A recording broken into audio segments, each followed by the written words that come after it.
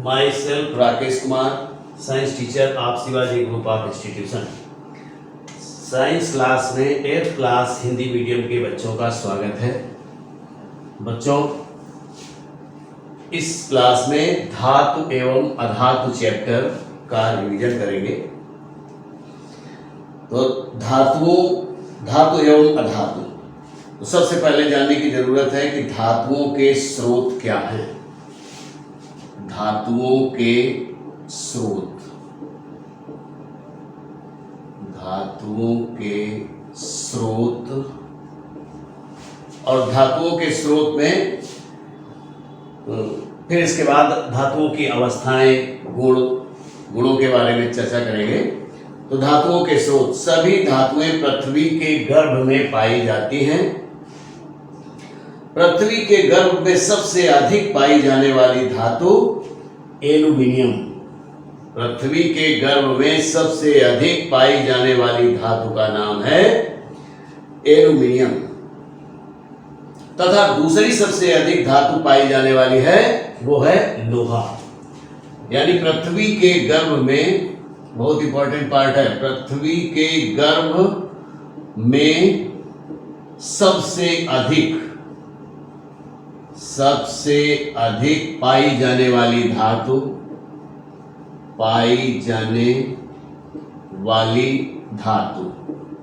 कौन सी है?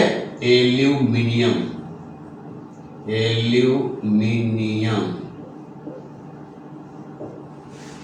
एवं दूसरे नंबर पर है लोहा।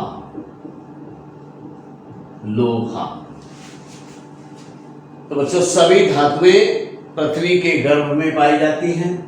पृथ्वी के गर्भ में सबसे अधिक पाई जाने वाली धातु एल्यूमीनियम है एवं लोहा है। कुछ धातुएं समुद्रों व महानगरों में भी पाई जाती हैं। कुछ धातुएं समुद्रों या महासागरों में भी पाई जाती हैं। शायद महानगरों कह दिया था, सॉरी। तो महासागरों में पाई जाती हैं। प्रत्येक धातु संयोग अवस्था में पाई जाती है। यानी प्रत्येक धातु संयोग अवस्था में पाई जाती है, यानी वो किसी में मिक्स होती है और उसको अलग किया जा सकता है और अलग करके ही बनाया जाता है। जैसे सोडियम क्लोराइड में, एल्यूमिनियम ऑक्साइड में तथा जिंक सल्फाइड में उपस्थित होता है। अब आता है धातुओं की अवस्थाएं, धातुओं के गुण, धातुओं के भौतिक गुण, धातुओं के भौतिक गुण। धातुओं के भौतिक गुण में है, पहला नंबर है अवस्था।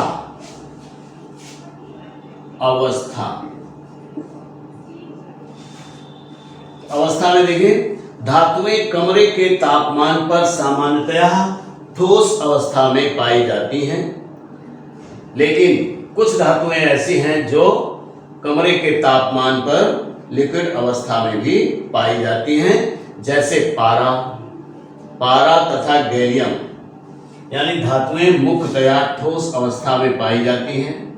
मुख्यतः ठोस अवस्था में पाई जाती हैं। ठोस अवस्था में पाई जाती हैं, लेकिन कुछ धातुएं ऐसी होती हैं, परंतु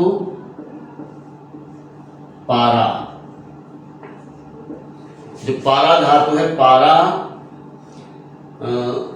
तथा गैलियम कमरे के तापमान पर, पारा तथा गैलियम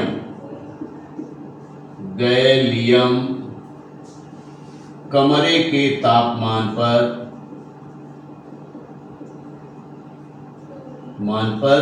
द्रव अवस्था में पाई जाती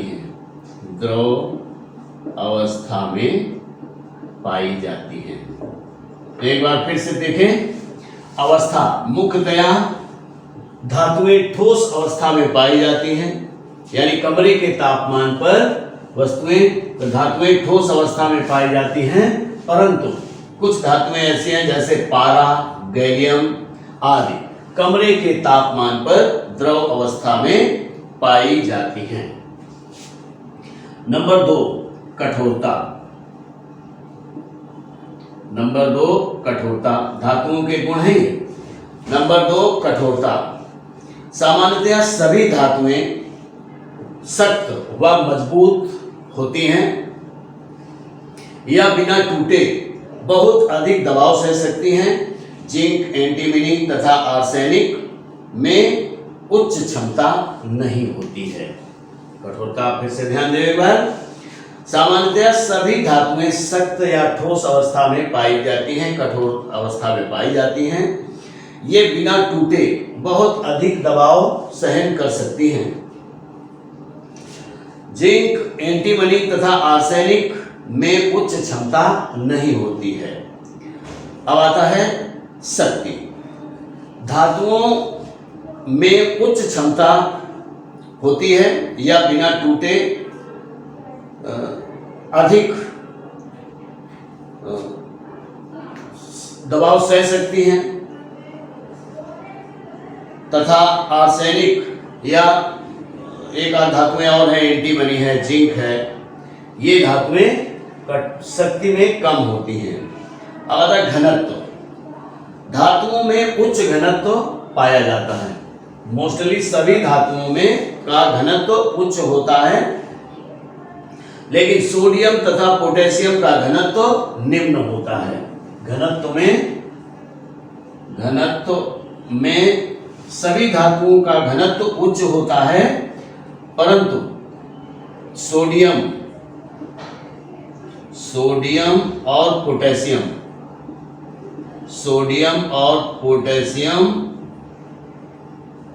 का निम्न घनत्व होता है।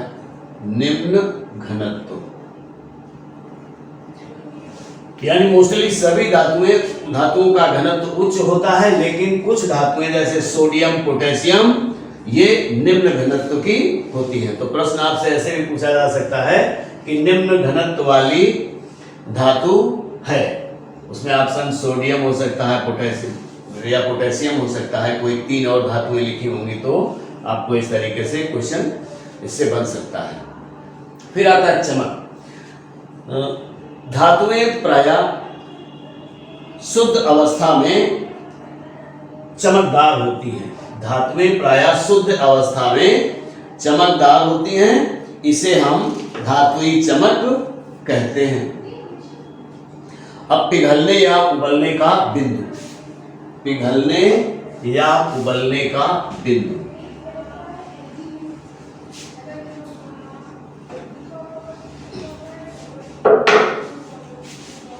गलनांक या हिमांक। गलनांक या हिमांक व हिमांक। गलनांक व हिमांक।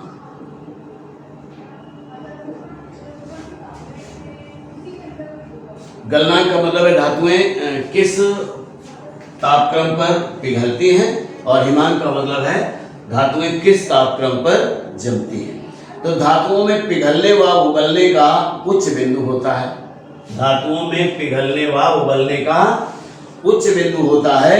सोडियम, पोटेशियम तथा गैलियम में पिघलने के व उबलने का निम्न बिंदु होता है। धातुओं में गलनांक व हिमांक का उच्च बिंदु होता है। ध्यान दें, हम 2 बातें कह रहे हैं। धातुओं में गलनांक व हिमांक उच्च बिंदु पर होता है, परंतु कुछ धातुएं ऐसी होती हैं जैसे सोडियम, पोटेशियम व गैलियम आदि, ये इनका निम्न बिंदु होता है, यानी इनका गलनांक भी निम्न बिंदु होता है और हिमांक भी निम्न बिंदु होता है। तो अब अगला है आघात वर्धनीयता, यानी अगला नंबर है आघात वर्धनीयता।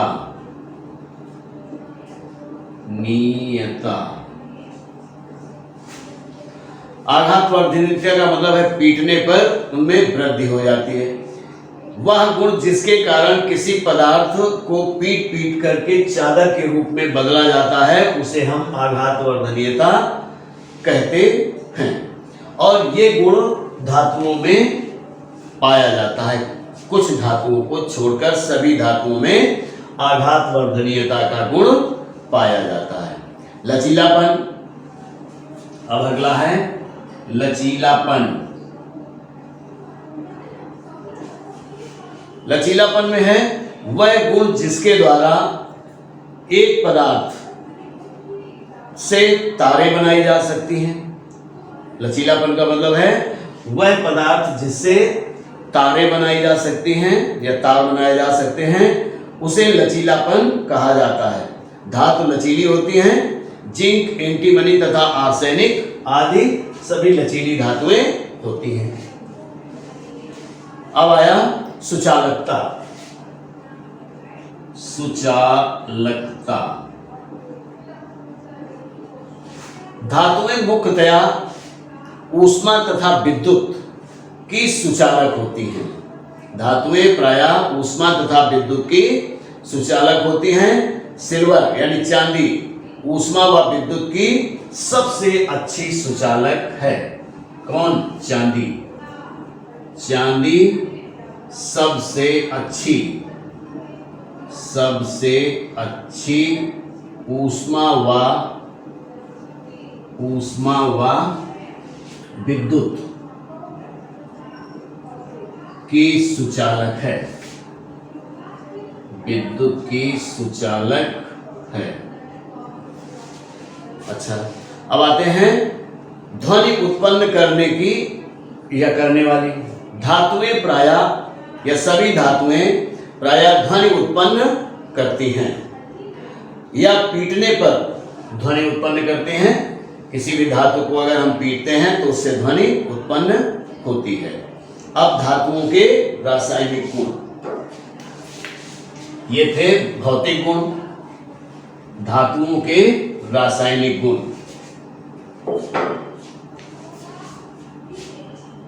धातुओं के रासायनिक गुण। रासायनिक गुण। तो धातुओं के रासायनिक गुणों में ऑक्सीजन के साथ, नंबर 1 ऑक्सीजन के साथ, ऑक्सीजन के साथ क्रिया।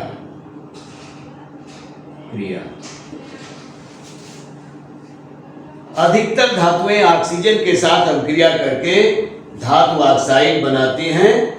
इन ऑक्साइडों की प्रकृति क्षारीय होती है। इन धातु ऑक्साइडों की प्रकृति क्षारीय होती है। विभिन्न धातुएं विभिन्न परिस्थितियों में ऑक्सीजन के साथ अभिक्रिया करती हैं।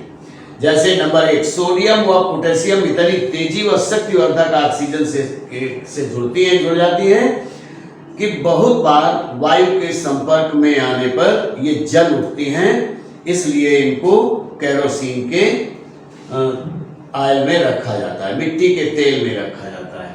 यानी कुछ धातुएं जैसे सोडियम और पोटेशियम इतनी ज्यादा अभिक्रियाशील होती हैं कि ऑक्सीजन के संपर्क में आते ही ये जल उठती हैं और तेज आवाज के साथ जलती हैं।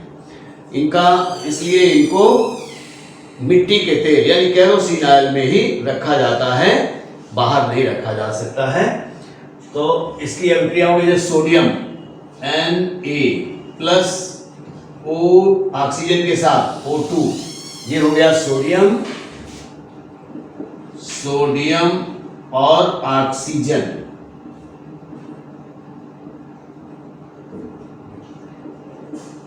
सोडियम की ऑक्सीजन के साथ अभिक्रिया, हमने बताया सोडियम और पोटेशियम ये दो धातुएं ऐसी हैं जो ऑक्सीजन के साथ बहुत तेजी के साथ अभिक्रिया करती हैं, जल उठती है।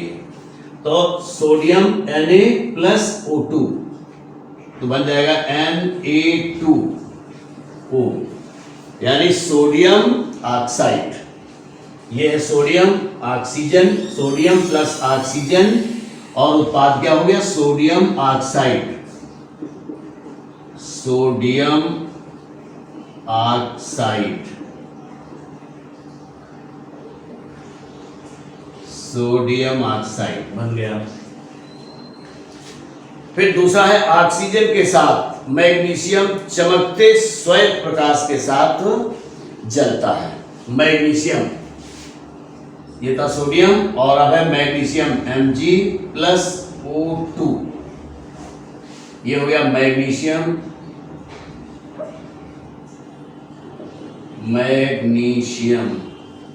प्लस ऑक्सीजन और ये बन गया MgO। तो 2 यहां करना होगा, यहां भी 2 करना था, ऐसे Na2O। 2 सोडियम है, ऑक्सीजन 2 है, तो इसको 4 करना होगा, 4 और ये होगा 2 Mg+O2 2 MgO, ये मैग्नीशियम ऑक्साइड हो गया, मैग्नीशियम ऑक्साइड, ये क्षारीय होता है, क्षारीय। लोहे व तांबे को ऑक्सीजन के साथ अभिक्रिया करने के लिए बहुत उच्च तापमान की आवश्यकता होती है, जैसे Fe+O2, Fe+O2 Fe2O3, Fe2O3 ये आयरन ऑक्साइड है, इसको कहते हैं आयरन, और ये है ऑक्सीजन, और ये है आपका आयरन ऑक्साइड,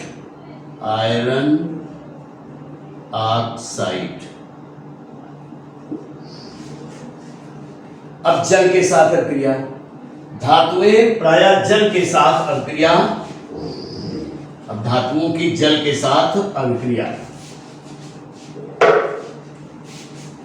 जल के साथ अभिक्रिया, धातुएं प्रायः जल के साथ अभिक्रिया करके हाइड्रोजन गैस बनाती हैं, हाइड्रोक्साइड प्लस हाइड्रोजन, जैसे सोडियम Na, ये मिट्टी के तेल में रखने वाली धातु है, और इसकी जब हम पानी से अभिक्रिया करवाते हैं +H2O, तो पानी के साथ बड़ी तेज आवाज के साथ सोडियम जलता है, तो ये बन जाएगा NaOH, सोडियम हाइड्रोक्साइड, और plus hydrogen gas, sodium plus जल, यानी सोडियम धातु की अभिक्रिया जल के साथ करवाने पर सोडियम हाइड्रोक्साइड और हाइड्रोजन गैस बन जाती है। इसी प्रकार से कैल्शियम कमरे के तापमान पर जल के साथ अभिक्रिया करता है। Calcium Ca calcium plus H2O, calcium plus H2O, calcium hydroxide plus H2, CaOH का होल ट्वाइस और प्लस H2, ठीक। तन अम्लों के साथ अभिक्रिया, धातुओं की तन अम्लों के साथ अभिक्रिया, तन अम्लों के साथ, तन अम्लों के साथ अभिक्रिया, धातुओं की देखिए तन अम्लों के साथ अभिक्रिया, धातुएं तन अम्लों के साथ अभिक्रिया करके अपने लवण बनाती हैं, जिसमें हाइड्रोजन गैस भी निकलती है। जैसे अगर हम कहते हैं सोडियम Na प्लस, अब अम्ल कौन सा हो सकता है? HCl कह सकते हैं, H2SO4 कह सकते हैं, HNO3 भी कह सकते हैं। तो सोडियम हाइड्रोक्लोरिक एसिड के साथ अभिक्रिया करके सोडियम क्लोराइड NaCl, यानी सोडियम धातु थी और धातु अपना क्लोराइड बना देती है और हाइड्रोजन गैस निकल जाती है। NaCl प्लस H2, तो 2 यहां कर दे और 2 यहां भी कर दे, 2 NaCl प्लस H2, हाँ ठीक, इस प्रकार से। फिर है मैग्नीशियम हाइड्रोजन क्लोराइड के साथ अपना क्लोराइड बना लेता है और हाइड्रोजन गैस निकल जाती है, Mg प्लस HCl, तो बनेगा MgCl2, धातु अपना क्लोराइड बना लिया और plus hydrogen gas H2, hydrogen gas निकल गई। इसी प्रकार से जिंक भी, जिंक हाइड्रोजन क्लोराइड के साथ क्रिया करके अपना क्लोराइड बना लेती है, Zn प्लस Cl2, तो ZnCl प्लस H2, इस प्रकार से। तो बच्चों धातु और अधातु के बारे धातुओं के बारे में समझ गए, धातुओं के भौतिक गुण के बारे में भी समझ लिया और धातुओं के रासायनिक गुण के बारे में भी समझ लिया। तो इस क्लास में इतना ही, आगे नेक्स्ट क्लास में। Thank you.